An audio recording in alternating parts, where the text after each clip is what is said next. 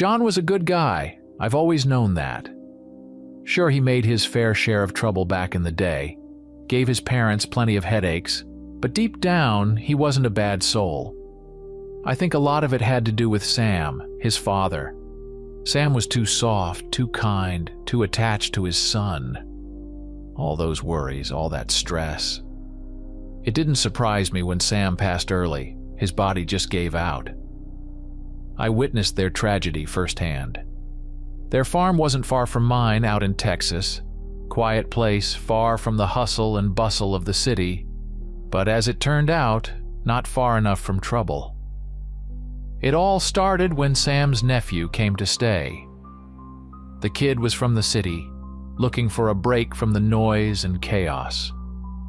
He was about John's age, and they hit it off right away. Back then, John was still the perfect son, working on the farm, helping his parents, staying out of trouble. But it didn't take long to see that his cousin wasn't the best influence. One day, John announced he was leaving for the city with his cousin. It hit his parents like a ton of bricks. John was their rock, the one who kept the farm running. Without him, things would get so much harder. But Sam and Martha loved their son too much to hold him back.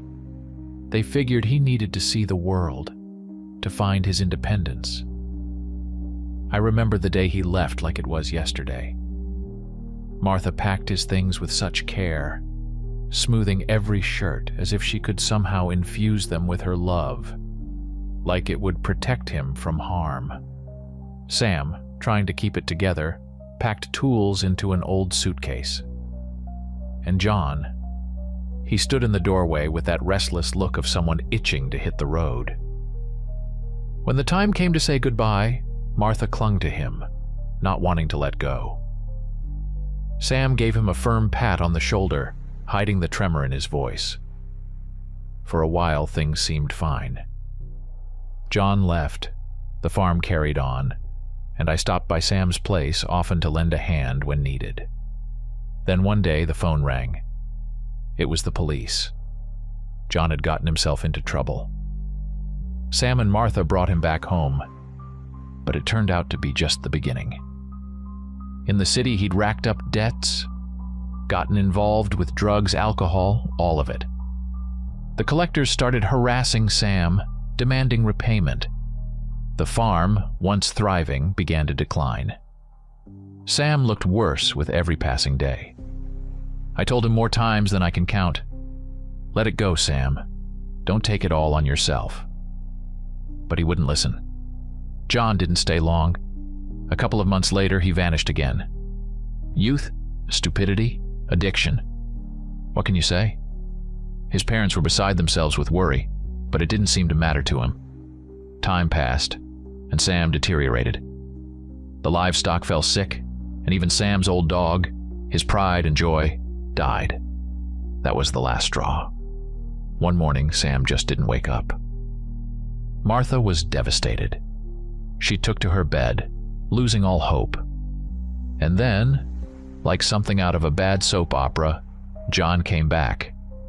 But this time, he wasn't the same. He looked hollow. I remember meeting him on the front porch of the farm. I couldn't hold back. I clocked him so hard he almost fell over, but he didn't fight back. He just stood there, looking at me like he understood. Like he felt the weight of everything he'd done. He decided to stay, to care for his mother and try to rebuild the farm. It wasn't easy. John struggled, clawing his way out of his addiction. But I'll give him credit. He didn't give up. He had grit. At first he made plenty of mistakes, but slowly, things began to improve. I stopped by often to help where I could. Over time, I saw something change in him. He wasn't that reckless kid who ran off to the city anymore. He was a man now, a man trying to make amends for his sins. John called me late one evening. His voice was tense, as if he was afraid I might turn him down. He said their horse, Chestnut, had fallen ill. "Can you come by?" "I don't know what to do," he asked. "Of course," I agreed. On farms, problems like that can't wait. I got ready quickly and headed over. When I arrived, John was waiting by the gate. He looked nothing like the man I used to know. Tall, yes, but gaunt, just skin and bones. The strong, sturdy guy I remembered was gone, replaced by a shadow of his former self. The years, the city troubles, the drugs, it had all taken its toll. Dark circles under his eyes, slumped shoulders, like the weight of the whole farm was bearing down on him. We exchanged greetings, and the first thing I asked was, "Are you even eating properly? You look like a ghost." John smirked faintly. It was more a flicker of a smile than anything real. "I eat plenty, but it doesn't stick. Can't seem to gain an ounce," he replied. I shook my head. "Tomorrow, we're going to your mother's. You'll get yourself checked out while we're there," I said firmly. He didn't like the idea. It was written all over his face, but he didn't argue. We headed to the paddock where Chestnut stood. The horse was clearly unwell. Her coat was dull, her movements sluggish. John opened the gate and we walked closer. I checked her teeth, her pupils. Nothing good. She was definitely sick, though it wasn't immediately clear what was wrong. "We'll call Bill. Have him come take a look," I said. Bill was our local vet, a sharp guy who knew his stuff. I dialed him up and he promised to get there as soon as he could. While we waited, I suggested we walk the farm. It was obvious there was plenty of work to be done. John was trying, but he didn't have Sam's years of experience to fall back on. When we got to the cows, I noticed something off right away. They looked sluggish, their eyes dull and lifeless. "Are you giving them their vitamins? Feeding them on time?" I asked. John nodded. "Of course. You know I grew up here. I'm doing everything by the book. But this started before I came back. Bill's been out here before. He prescribed vitamins, but as you can see, that wasn't the problem. I thought it'd clear up over time, but it's only gotten worse." I frowned. Something didn't sit right. Maybe it was the feed. I checked the hay, but it was clean. No mold, no obvious contaminants. Odd. Before long, Bill arrived. He gave Chestnut a thorough exam, crouching, checking her pulse, her breathing, her coat. Finally, he stood up and said, "Yeah, she's sick, but I can't tell what's wrong yet. We'll start her on antibiotics and see if that helps." Afterward, Bill decided to check the cows, too. He went through the motions, examining, feeling, checking their mucous membranes. It was clear he was puzzled. "I don't know what's going on here either. I'll take saliva samples and send them to the lab. Maybe they'll tell us something," he said, scribbling notes and prescribing medication. We walked him to his truck and saw him off. Once it was just John and me again, he stood there, silent, staring toward the paddock where Chestnut was. I could feel it too, that gnawing unease. Something wasn't right with that farm. The next day, John and I paid a visit to Martha. She looked better, still pale and frail, but there was a hint of life returning to her. When she saw John, her eyes lit up with a fleeting moment of joy before clouding over with sorrow. His gaunt appearance clearly weighed on her heart. We didn't linger long, not wanting to tire her out, and afterward, I took John to the clinic. The doctor gave him a once-over, listened to him, asked a few questions. Nothing serious, it seemed. Just the aftermath of his past life and the relentless stress. The doctor recommended more time in nature, finding peace. Not a tall order here in Texas. After that, I didn't see much of John. My own farm kept me too busy. But on the rare occasions I stopped by, it was clear he was putting real effort into getting the place back in shape. Chestnut was recovering, and John often took him out for rides in the desert. I warned him about wild animals, but he always brushed it off, patting his old rifle. "Don't worry, I'm ready," he'd say. Time passed.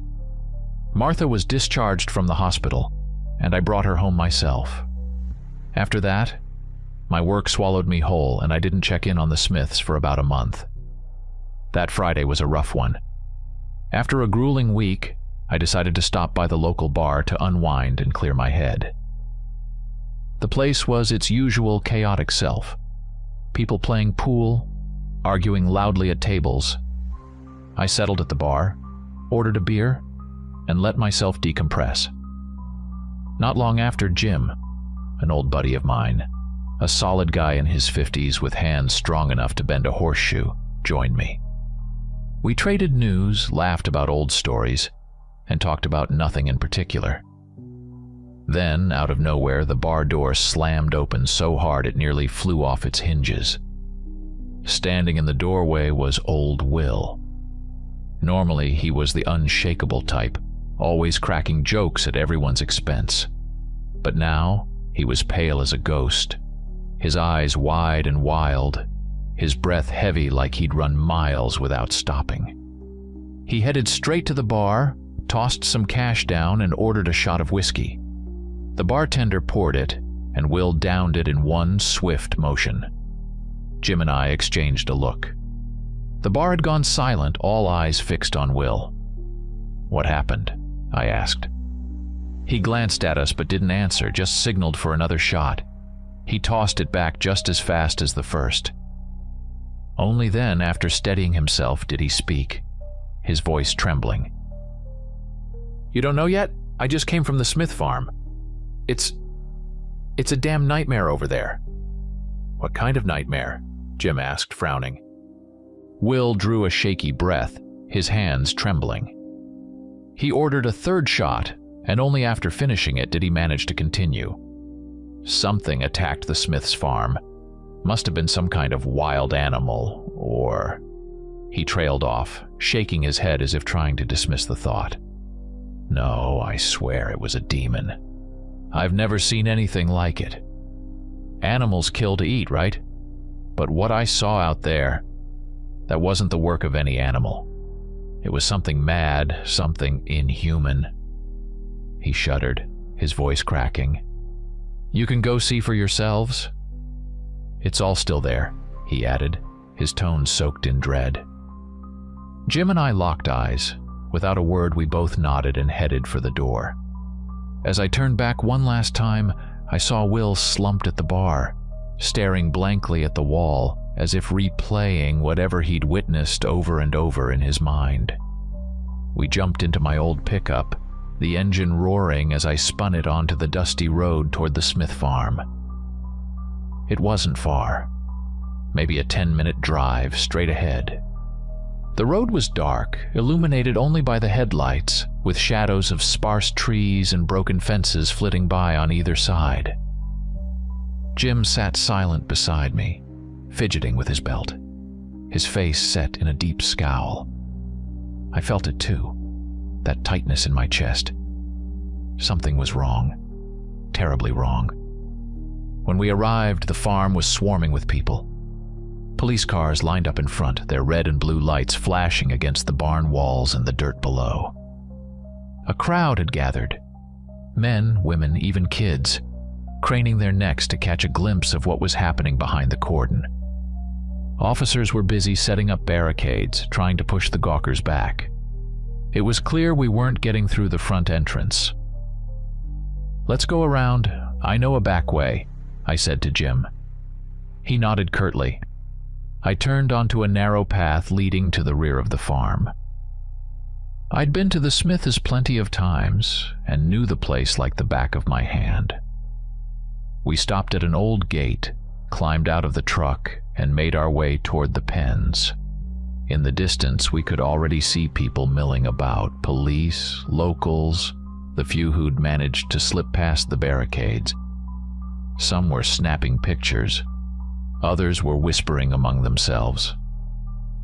Sitting on a crate nearby was David Smith. Even in the dim light, it was obvious he was in bad shape. His eyes were bloodshot, his hands shaking, his face ashen like he was barely holding it together. 2 officers stood by him, asking questions, but his answers were distant and muddled, as though he were speaking from another world. We moved closer to the pens, and then I froze in my tracks. Will hadn't exaggerated when he called it hell. Blood was everywhere. The ground was soaked, turned black with mud and something I didn't even want to think about. Scattered across the pen were the remains of animals, horses, cows, even dogs, mangled and torn apart in a way that didn't make sense. It was carnage, pure and simple. The air was thick with the metallic stench of blood and decay clinging to your throat, making it hard to breathe. We edged closer to David, trying to catch what he was saying, but one of the deputies spotted us. "Hey, what are you 2 doing here?" he barked, holding up a hand to stop us. "Just here to see what's going on," I muttered, trying to look harmless. He gave us a once-over, then sighed. "You've seen enough. Trust me, you don't want to go any further." I nodded, but we stayed within earshot. David's voice was hoarse, breaking as he spoke like the words themselves hurt to say. I fed them all last night," he began, staring into the distance.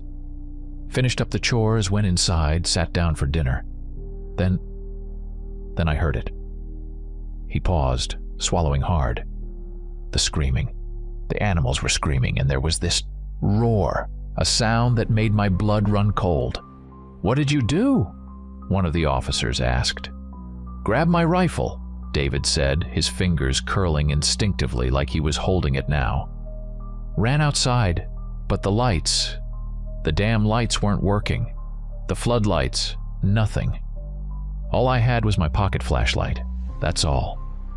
He stopped again, his breathing uneven. The officer jotted something down, giving him time to collect himself. "It got louder," David continued, his voice shaking.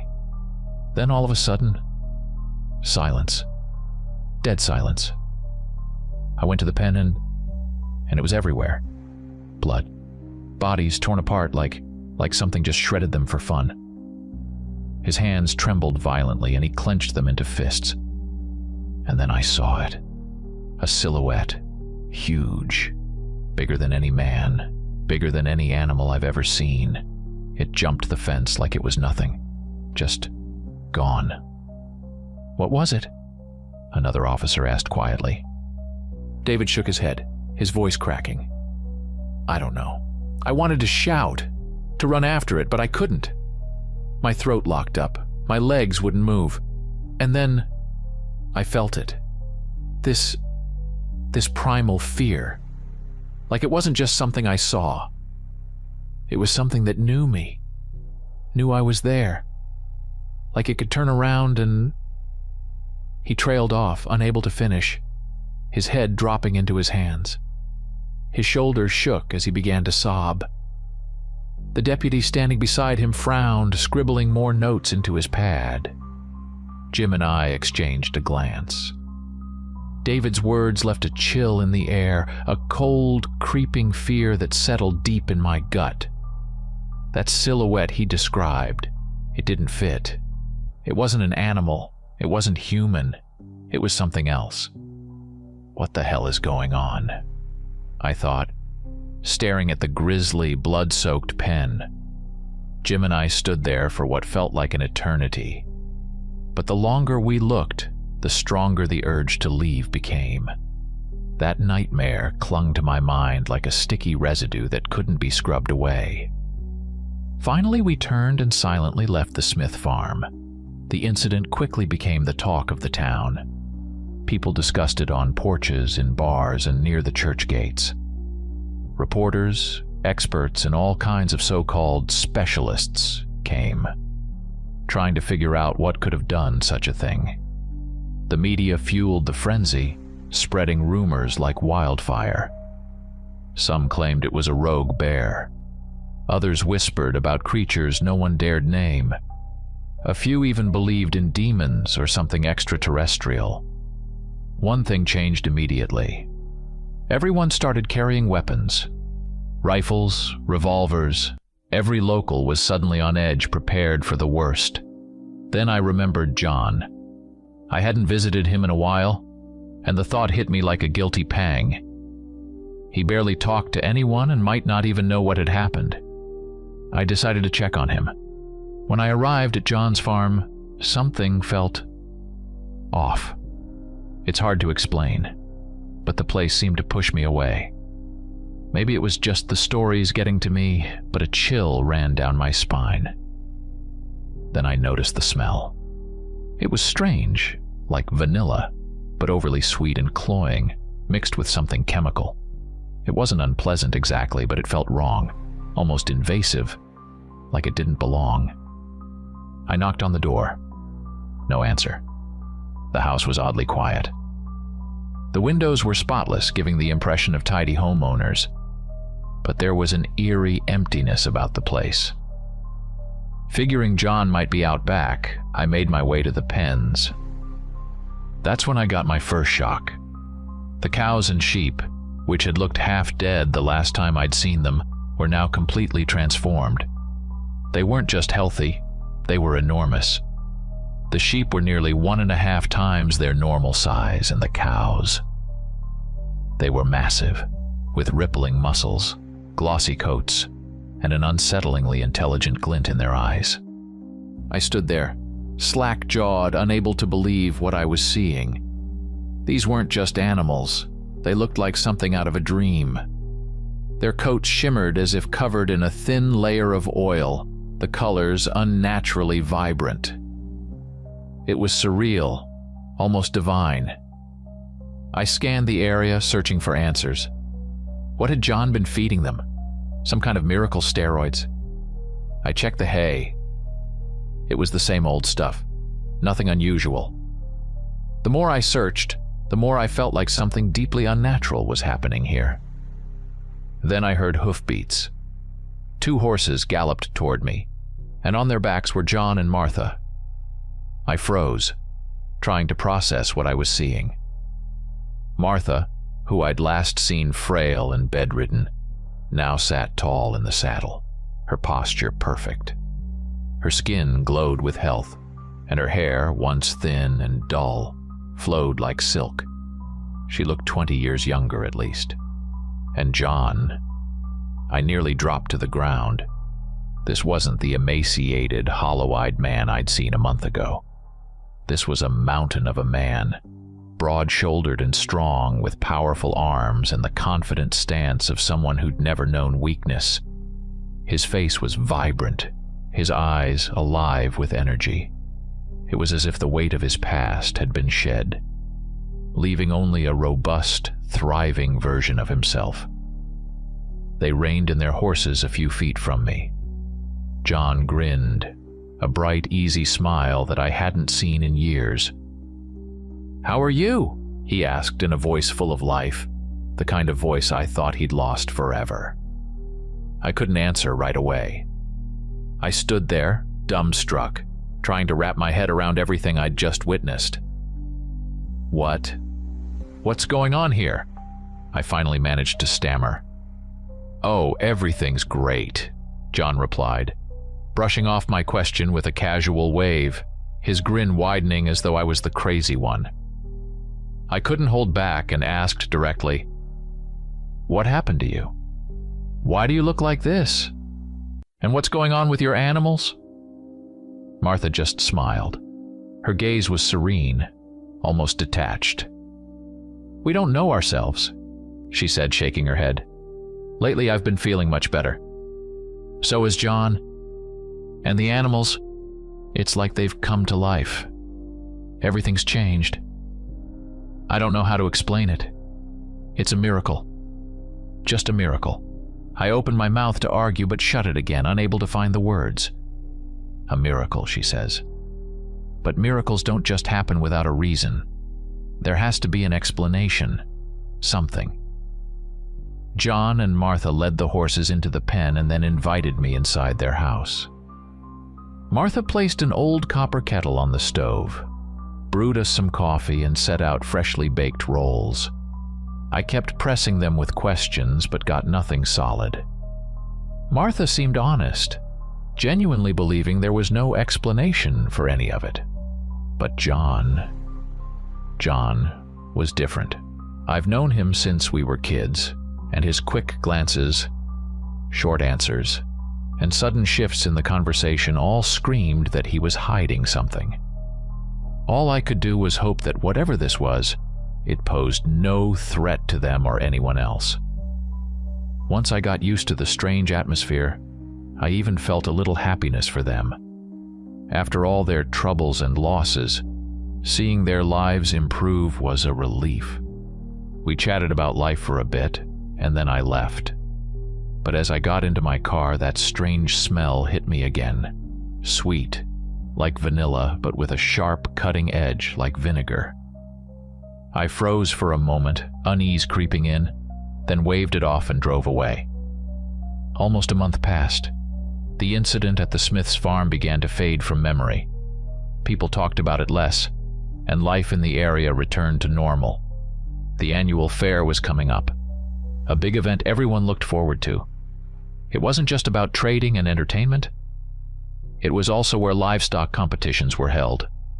The winner usually walked away with a hefty cash prize, a significant boost for many farmers. As it turned out, John was planning to enter the sheep competition. And with good reason. His animals were astonishing. They had grown stronger, their wool gleamed, and their presence exuded an almost reverent aura. These sheep seemed like something out of an ancient myth. The day of the fair arrived. It was held on a large field near town, transformed with tents, rides, and stages. The air was thick with the smells of cotton candy, grilled sausages, and dust kicked up by the crowd. Families arrived in droves, kids running around laughing and screaming.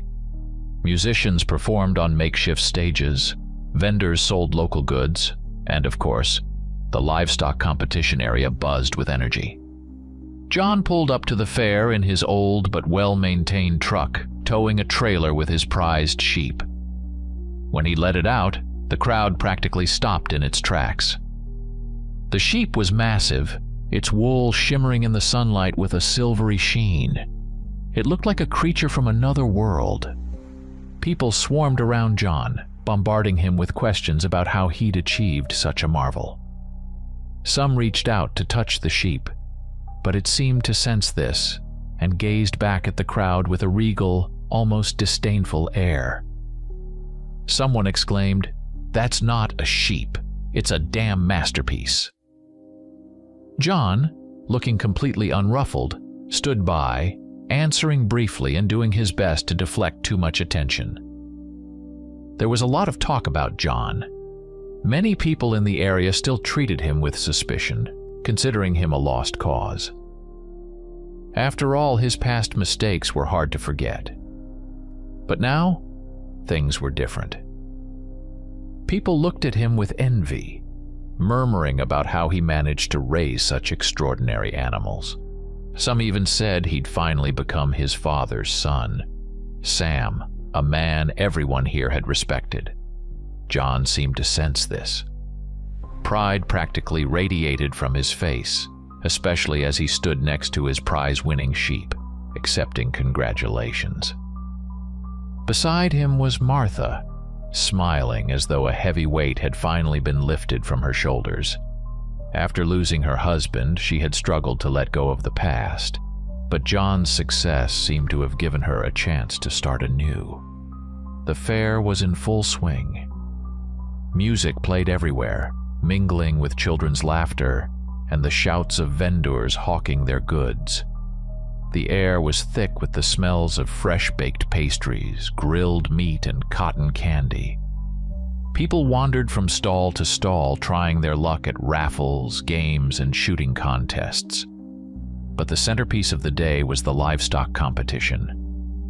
When the contest began, all eyes were on John. His sheep, with its shimmering fleece and imposing size, effortlessly outshone the competition.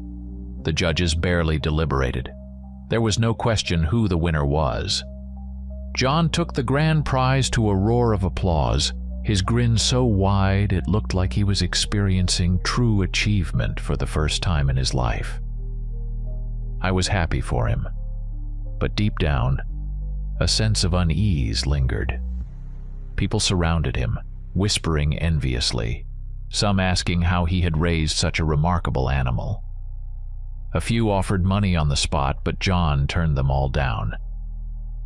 Then one of the local tycoons, a heavy-set man with sausage-like fingers adorned with gold rings, approached him. He named a price so outrageous it would be foolish to refuse. After a moment's hesitation, John nodded, and the deal was done. I couldn't help but think this might have been his plan all along, to draw attention first, then cash in at the perfect moment. As the sun dipped lower in the sky, we sat under a canopy, enjoying drinks and resting. Around us, life was still buzzing. People laughed, danced, and some were engrossed in a lively card game. Suddenly, John stood up, clutching his stomach. His face was pale. "I need to step out for a moment," he said, his voice tense. "You okay?" I asked, but he just waved it off, muttering that it was nothing serious. Moments later, Martha rose too. Her face mirrored his, pale and tight with discomfort. She apologized quietly and hurried off after him. "Maybe they ate something bad," I mumbled to myself, staying behind under the canopy. Time passed. I relaxed, soaking in the atmosphere. People continued to revel, their laughter and shouts blending with the cheerful music and the occasional mechanical clank of the carnival rides. I loved fairs like this. They reminded me that small-town life could still be vibrant and full of joy. But as the minutes turned into an hour, John and Martha still hadn't returned. I started to worry. In a crowd this size, it was easy to get lost, but neither of them was answering their phones. The calls went through, but no one picked up. My unease deepened. I scanned the crowd, hoping to catch sight of them, but all I saw were unfamiliar faces. Looking up, I noticed the stars were drowned out by the bright lights of the fair. Only the moon, a full, luminous orb, hung high above, casting its cold glow over the field. "It's a full moon tonight," I thought. That's when a piercing scream tore through the air. A woman's voice, shrill and desperate, filled with a terror so raw it sent shivers down my spine. This wasn't the sound of someone startled. It was the scream of someone who had seen something truly horrifying. It came from the right, near the animal pens. The people around me froze, turning toward the sound. Something inside me twisted painfully. That scream. It wasn't just fear. It was pure primal terror, the kind that curdles your blood and tightens your chest. The scream was like a signal for chaos to erupt. People who had been strolling peacefully just moments before were suddenly overtaken by panic. The crowd scattered in every direction, some knocking over stalls, others tripping and screaming. The noise grew louder, a cacophony of fear interspersed with the ripping sounds of fabric and the clatter of falling objects. I froze in place, my heart pounding wildly. One thought spun over and over in my mind. What happened over there? Then I heard gunshots. The dull cracks of rifles echoed across the fairgrounds, and a fresh wave of terror gripped me. Screams of horror came from all sides now. People were running, shoving each other out of the way while a handful of men dashed to their trucks, yanking open tailgates to retrieve weapons. I did the same. Sprinting to my pickup, I grabbed my shotgun, gripping it so tightly my knuckles turned white. There was no time to think. Alongside others, I headed toward the source of the chaos, the animal pens. What we found there is something I will never forget. It was like the Smith's farm all over again, only worse. The pen was drenched in blood. Mangled bodies of animals lay scattered everywhere, ripped apart as though some monstrous thing had taken its time, savoring the carnage. It wasn't just slaughter. It was butchery for pleasure. Scanning the area, I noticed a man sitting on the ground nearby, surrounded by people trying to help him. He was drenched in blood, his face as pale as death. And his arm, his arm. It was crudely bandaged above the elbow, but on a discarded jacket beside him lay his severed limb. The sheriff stood nearby, visibly shaken but trying to keep his composure. He crouched beside the injured man and started questioning him. What happened? Who did this? The man spoke in broken fragments, his voice trembling with terror. A werewolf. It was a werewolf. The sheriff's brow furrowed. What did it look like? Huge, covered in fur, 1.5 feet taller than Bob. It bit my arm clean off in one snap. He shuddered, his voice rising to a panicked pitch. God, what it did to the animals, it drank their blood. This isn't just some beast. It's madness, I'm telling you. The sheriff looked skeptical but didn't press further. Medics arrived and whisked the man away while we began searching the area. The sheriff barked out orders, his voice firm and commanding. Stay sharp. Don't fire unless necessary. Watch your targets. We don't need any more accidents. I joined a group of armed men as we moved cautiously into the darkness, flashlights sweeping the blood-soaked ground. But just like before, there were no tracks, no signs of what had done this, only blood. Everywhere. Then someone shouted, "Tracks over here!" We rushed to the spot and saw them in the wet dirt. Earlier that day, Gareth had watered the horses here and spilled a whole bucket, leaving the ground damp. That's where the tracks were. They were strange. At first glance, they looked human, but much larger, with deep claw marks etched into the mud. We exchanged uneasy glances, fear reflected in every pair of eyes. Could it really be a werewolf? Some muttered under their breath. The sheriff cordoned off the area, ordering everyone to keep their distance. We continued searching, sticking to groups. In this town, people weren't easily spooked. Armed with rifles, they'd face down bears or even a mountain lion without flinching. But tonight, even the bravest among us were on edge. That's when I smelled it again. The same scent from before, sweet like vanilla, but with that sharp, acrid bite. What was it doing here? My mind churned over the thought before I pushed it aside. I'd think about it later. By dawn, exhaustion was setting in. Then we heard another shout, "Help, over here!" I ran toward the voice and found one of our group, standing rigid with shock. He had found something. As I got closer, I froze. There, lying on the ground, was Martha. She was completely naked and unconscious. I quickly pulled off my jacket and draped it over her, trying not to think about why she was there, or why she was in that state. The sheriff and a few others arrived moments later. Martha remained unresponsive as they carried her off to the hospital. But what unnerved me most were the looks on the faces of those around us. Suspicion, doubt, fear. They all flickered in their eyes. It was as if they were already forming conclusions, dark ones. People I thought I knew now seemed like strangers, their expressions unreadable but filled with unspoken accusations. It felt as if everyone was thinking the same thing. She knows something. Or worse, she's involved. After they took Martha to the hospital, I couldn't shake the feeling that something was deeply wrong. I spent the next hour wandering the fairgrounds looking for John. I checked every corner, asked everyone I came across if they had seen him, but no one knew where he was. The more time passed, the more the unease gnawed at me. Finally, I decided to head to his place. When I arrived at the farm and stepped into the house, I found John lying in his bed, as if none of the chaos from earlier had touched him. He was sound asleep, his face calm and peaceful, like the world outside hadn't just turned upside down. I grabbed him by the shoulder and shook him hard. "John, wake up, damn it!" My voice came out louder than I intended, but I was running on pure adrenaline.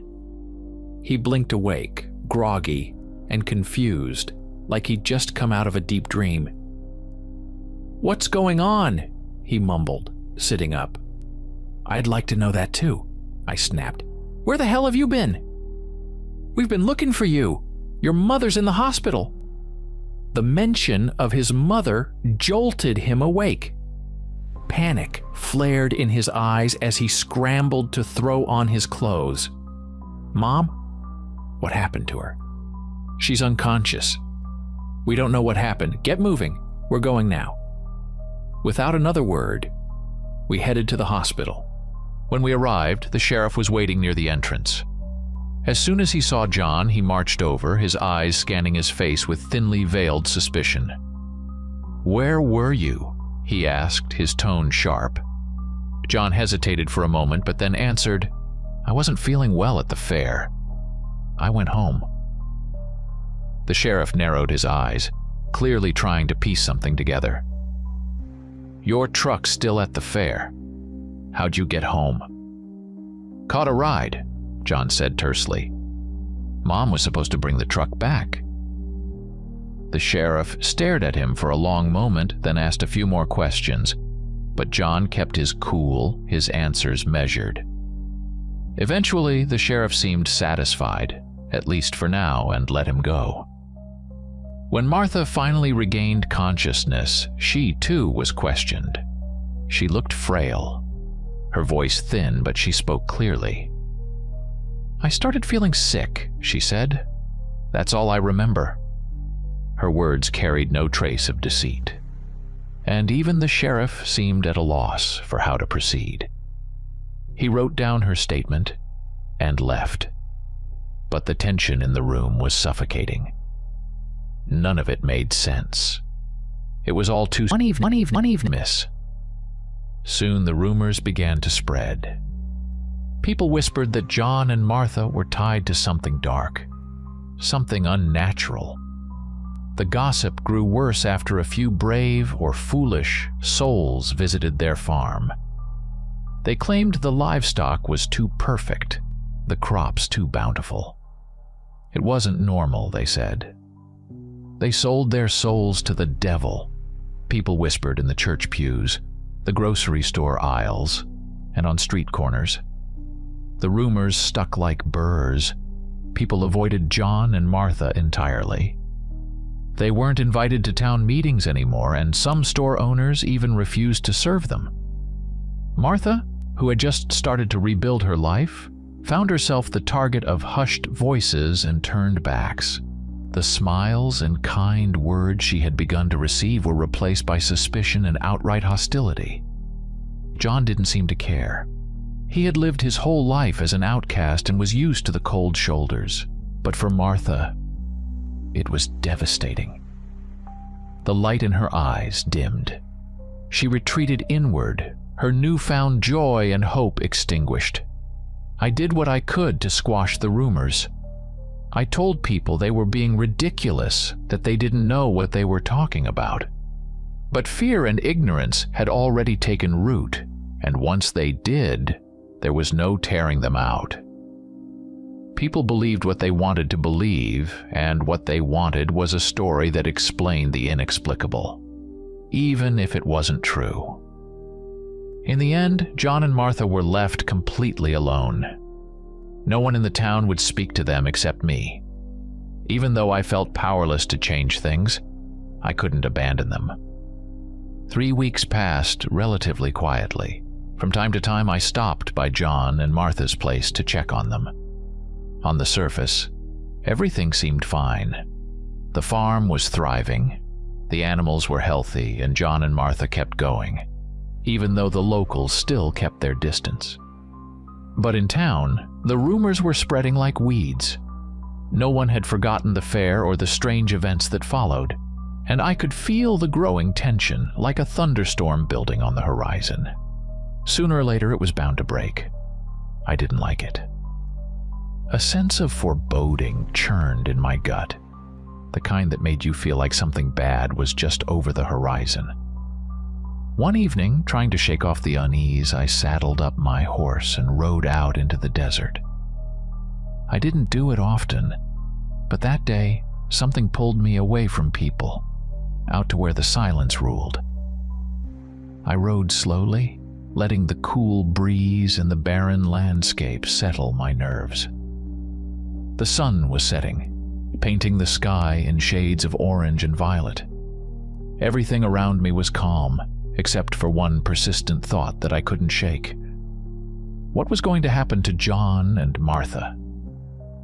Then I spotted a figure in the distance, someone on horseback, weaving between the hills. I recognized that silhouette immediately. It was John.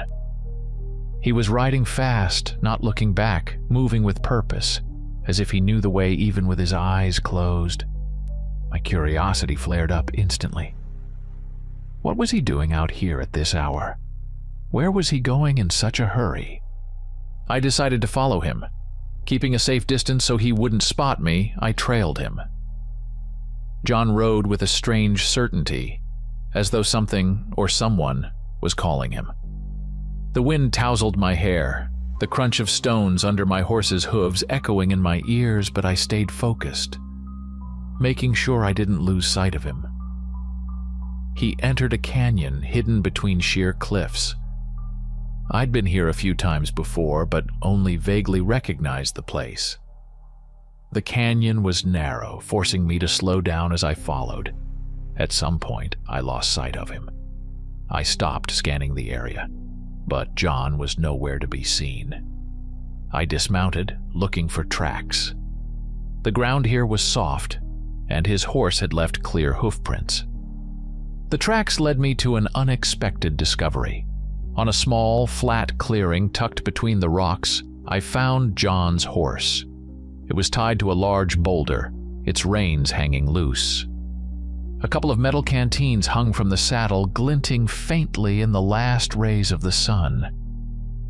As I cautiously approached, I noticed something else, a narrow entrance to a cave near the boulder. It was a small opening, one an adult would have to crawl through. Nearby lay a massive rock, as if it had been used to conceal the entrance. What the hell is he doing here? I thought, feeling a knot tighten in my chest. The entrance was dark and cramped, but it didn't take much to figure out that John had gone inside. Leaving my horse tied up near his, I crouched by the opening and immediately caught a strange scent wafting out. A sickly sweet aroma, like vanilla mixed with something sharp and unpleasant. I hesitated, my instincts screaming at me to turn back. But curiosity got the better of me. Something wasn't right here, and I had to find out what it was. Lowering myself to my knees, I began crawling into the dark opening, the sound of my pounding heartbeat filling my ears. Crawling through the narrow passage was far from a pleasant experience. The walls were cold and damp, and the stones beneath me groaned as if protesting my intrusion. The air grew heavier the deeper I went, saturated with that sickly sweet vanilla scent that was now almost overpowering. Pushing forward, I finally felt the space around me open up, and soon I emerged into a vast cavern. Standing up, I scanned the area with my flashlight. The ceiling loomed high above, jagged and uneven, with sharp stalactites hanging down like the teeth of some colossal beast. Strange drawings adorned the walls, primitive, almost childlike depictions of animals, horses, cows, sheep. But their proportions were distorted, as though someone had drawn them after seeing them reflected in a funhouse mirror. The cavern sloped downward, leading into a narrow passage, and I pressed on, curiosity outweighing caution. As I followed the path, my flashlight revealed more of those drawings. They weren't just animals anymore. There were symbols too, strange marks that I couldn't decipher, They looked ancient, like they had been carved into the stone millennia ago. I racked my brain, trying to remember if anyone in the region had ever mentioned something like this, but nothing came to mind. The further I went, the denser the drawings became. They seemed to tell a story, but one I couldn't comprehend. On some of the walls, figures of people were etched, their arms reaching toward something bright, a glowing orb that could have been the sun or a shimmering pool of water. Then I noticed a faint light ahead. It wasn't the harsh beam of my flashlight, but something softer, more alive, casting a gentle glow through the darkness. My heart clenched, and I froze for a moment. But curiosity, relentless as ever, drove me forward. As I approached, I saw a human silhouette. It was John. He was sitting on a rock by a glowing pool of water. When he heard my footsteps, he leapt to his feet, moving with an animalistic quickness, and something in his hand glinted. He had a weapon. "John, it's me!" I shouted, raising my hands to show I meant no harm. He squinted at me, recognition flickering in his eyes, and slowly lowered the weapon. "What are you doing here?" he asked, his voice sharp with suspicion. I didn't answer right away. My eyes were drawn to the scene around us. The cavern was massive, and at its center was a bizarre, glowing pool.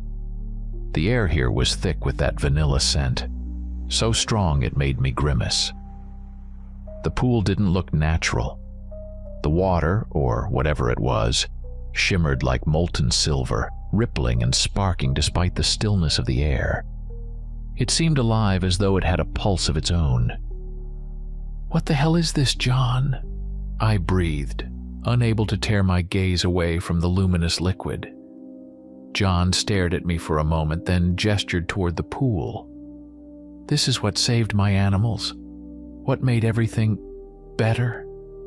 A chill ran through me. I had suspected for weeks that he was adding something unusual to their feed or water. Now I knew. He began to explain, his voice low and measured. He told me how one day while riding through the desert he'd stumbled upon the entrance to this cave. Curiosity had driven him to crawl inside, and that's when he found the pool. The glow had fascinated him, and he'd taken a small sample to bring back to the farm. "I gave it to one of my horses," he said. "She loved it, and she started to recover, fast. Then I began mixing it with water for the other animals. You've seen the results yourself." I looked around again, my stomach churning. The walls near the pool were covered with even more intricate carvings, showing people worshipping the glowing liquid. Their faces were painted with awe, their hands raised in reverence. "You're insane, John," I whispered, panic rising in my chest. "You don't even know what this stuff is. Haven't you ever heard of radiation? This thing glows, and you've been feeding it to your animals, watering your crops with it?" John shook his head. "It's not radiation. I've been watching everything closely. There are no side effects, no sickness. Only improvements." His calm certainty made my skin crawl. I took a step closer to him, the thought forming in my mind like a warning flare. "John," I said slowly, my voice barely above a whisper. Have you drunk this stuff yourself?" He hesitated, then nodded. "Yes, it's incredible. I've never felt better. And I've been giving it to my mother too. Not that she knows. I just mix a little into her tea." It felt like the ground had been yanked out from under me. "You did what?" I snapped, my voice rising. "You gave this crap to your mother? Are you out of your damn mind? Do you even realize what you're messing with? You don't know what this stuff is, and you're putting it in your own body, and hers." John didn't flinch.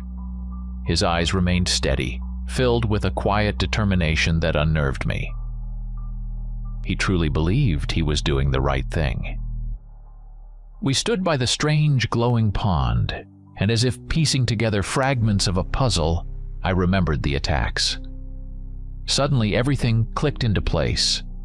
I turned to John, looking him straight in the eyes, and said, "John, what if all of this is your doing? The attacks, the blood, the injured. Are you the monster?" He lowered his gaze. The silence stretched too long, and it scared me more than if he'd started protesting.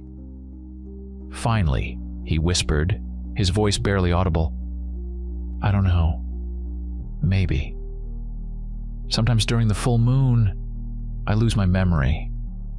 I go to bed at night and wake up in the morning with no recollection. It's like someone erases those hours from my life." And I stepped closer, a chill running down my spine. "But I've never seen blood on me or around me. No traces. No animal remains." "Nothing," John said, as if trying to justify himself, but his voice trembled. "I think maybe it's not me." "Jesus Christ, John. You lose your memory? And on those same nights, the attacks happen? You don't have to be a genius to connect the dots." I raised my hand, resisting the urge to grab him by the shoulders and shake him. "Do you even realize what you've done? You maimed someone, John. Thank God no one's died yet." John looked defeated. He hung his head, but then suddenly raised his eyes, a strange mixture of hope and despair shining in them. Maybe I could chain myself up, lock myself somewhere I can't get out. That's a solution, right? He looked at me with pleading eyes, like a man grasping for salvation, and I didn't know what to say. What were we even discussing? Some kind of lunacy? I hesitated, staring at him. "I need to think," I finally muttered. "But one thing's for sure, you need to stop, immediately." John shook his head. "I can't. This liquid, it's a miracle. I can't just give it up," he said, continuing to fill his canteens. I could see there was no convincing him, and what could I do? Turn him over to the authorities? Who would believe me? The story sounded insane. Before leaving, I cast one last glance at the walls of the cave. And then I saw it, something I'd somehow missed before. On one of the walls was a massive depiction of a tree. It stretched across the entire surface, its branches reaching upward while its roots twisted down to the cave's base, all intricately detailed. I stepped closer to study it. Every part of it was deliberate. Tiny depictions of people, symbols, creatures I'd never seen before. Some resembled animals, while others were utterly alien. It was more than a painting. It felt like a coded history left here by someone long gone. "How did I not notice this before?" I muttered, a strange mix of awe and dread washing over me. Then my eyes fell back on the pond. Its glow was soft, alluring, as if inviting me closer. I leaned in, gazing into the liquid, and saw my reflection. But something was wrong. My reflection stared back at me, but then its features began to shift. I was hypnotized, unable to look away. The water seemed alive, rippling softly. And in those ripples I suddenly saw a silhouette. It was a wolf, massive, clad in silver armor, its eyes glowing with an unnatural light.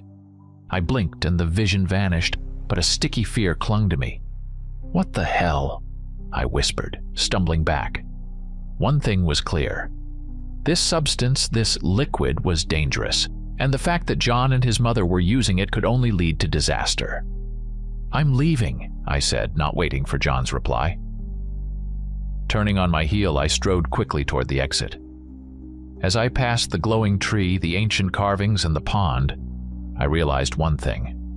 This place harbored a dark secret, one better left undisturbed.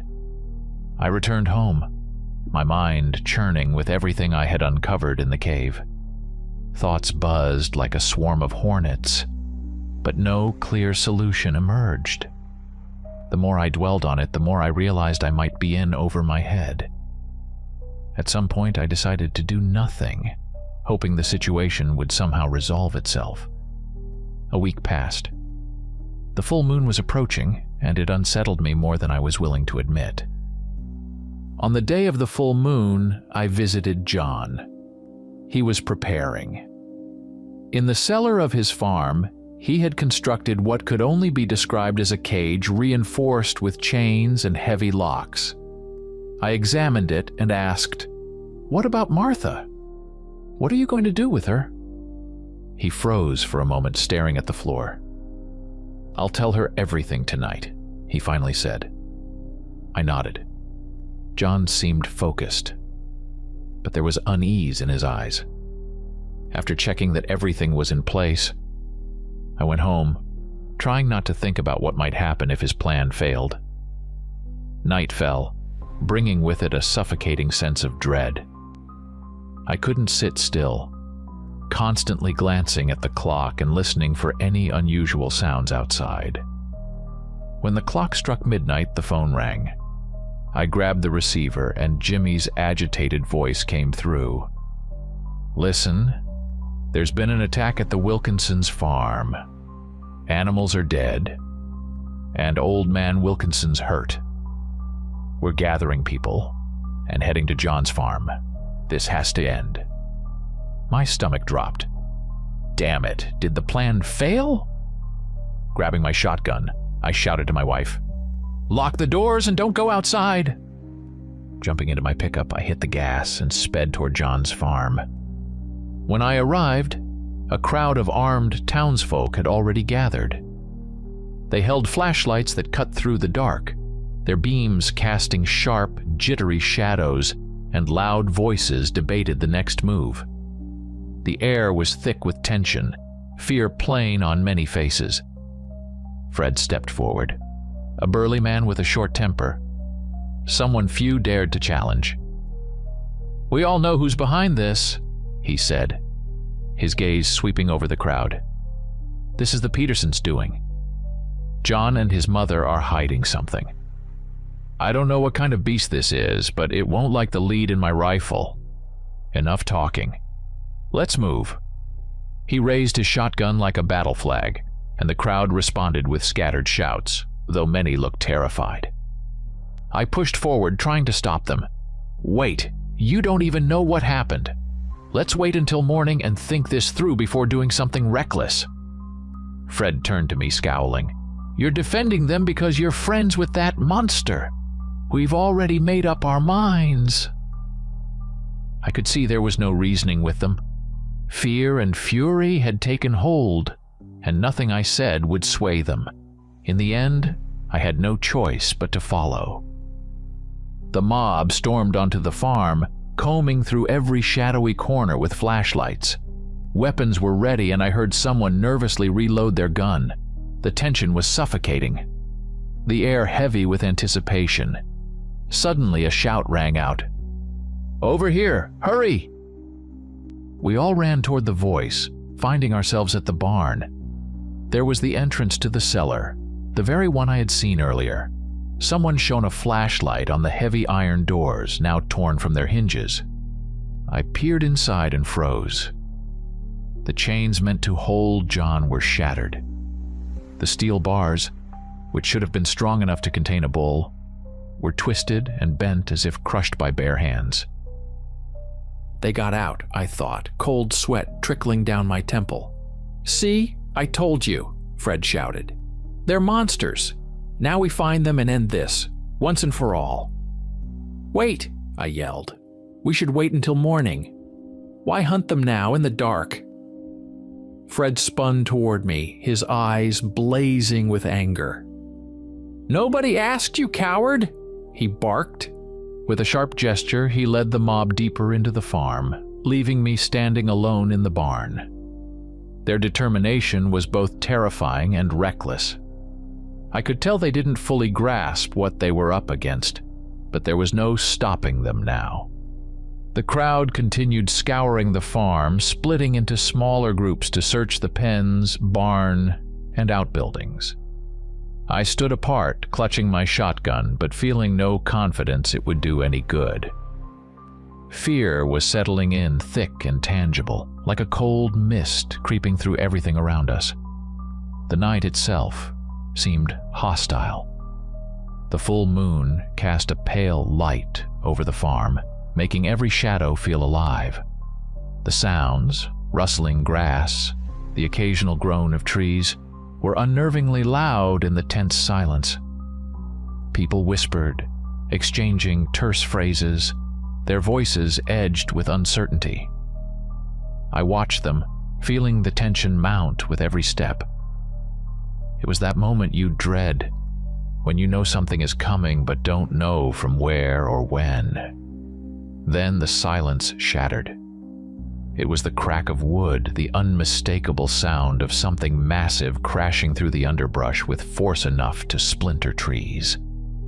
The entire group froze, spinning toward the noise. "What was that?" someone whispered, but no one answered. In the next heartbeat, two shapes lunged out of the darkness. Not men, not animals. Them. The first creature pounced on a man, slamming him to the ground, and a struggle erupted instantly. A scream tore through the air, blending with a guttural growl so feral it made the hair on the back of my neck stand up.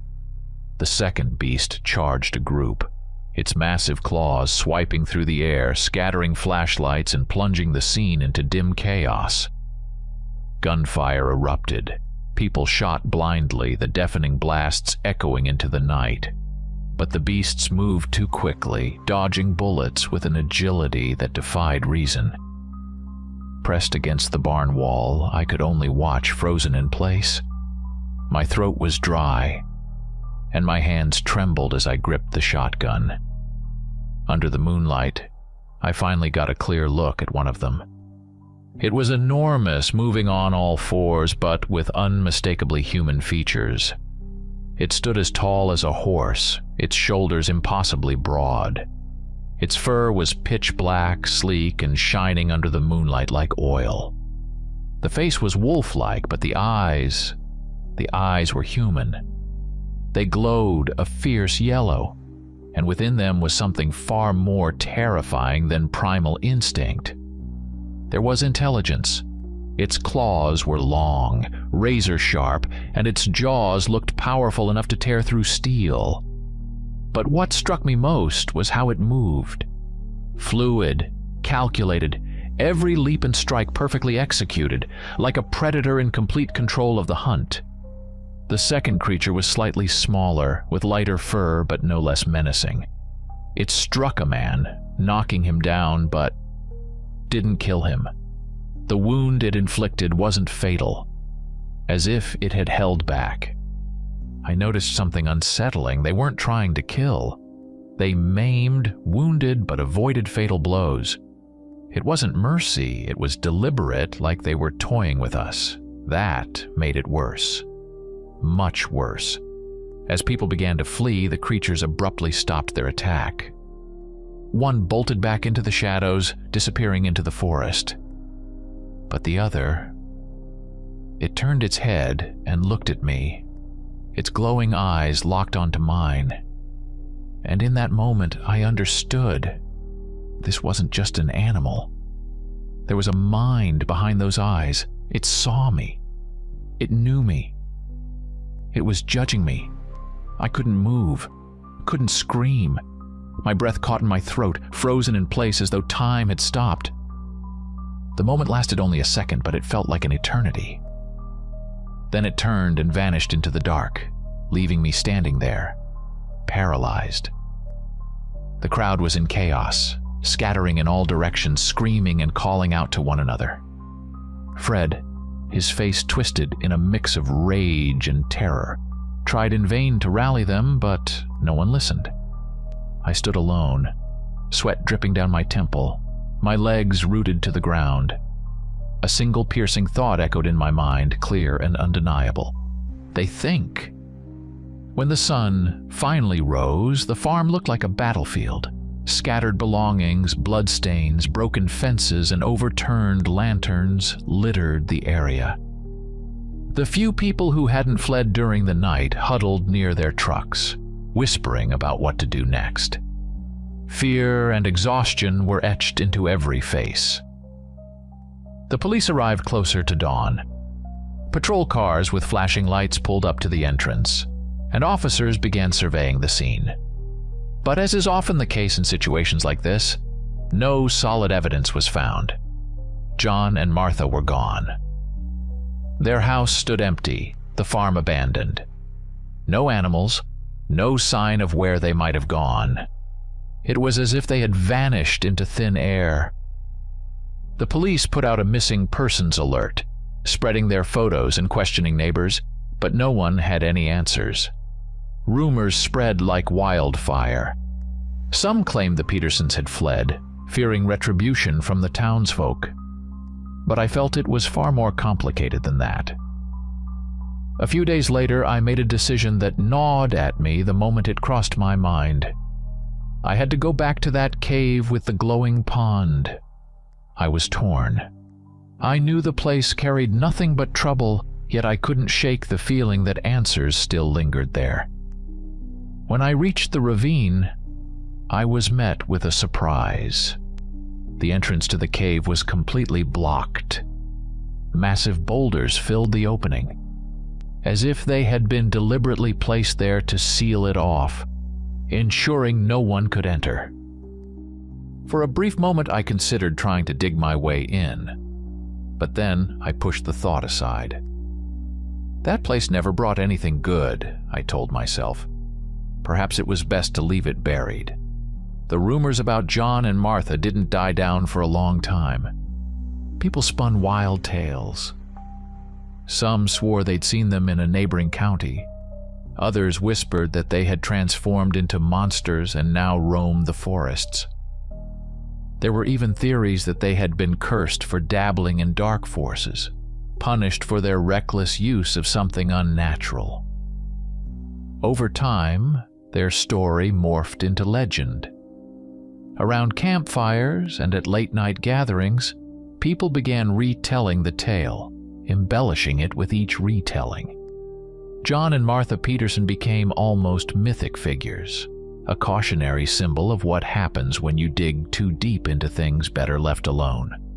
I often found myself thinking about those nights. I thought about the wolf's eyes, intelligent and calculating, the intricate carvings on the cave walls, and the luminous pond that seemed to pulse with its own life. But what haunted me most was the nagging question of what I could have done differently. How could I have stopped it all before it spiraled out of control? I never found the answer. Maybe John and Martha truly became part of something far beyond my comprehension. Or maybe they simply ran, leaving the chaos and unanswered questions behind. The truth vanished with them,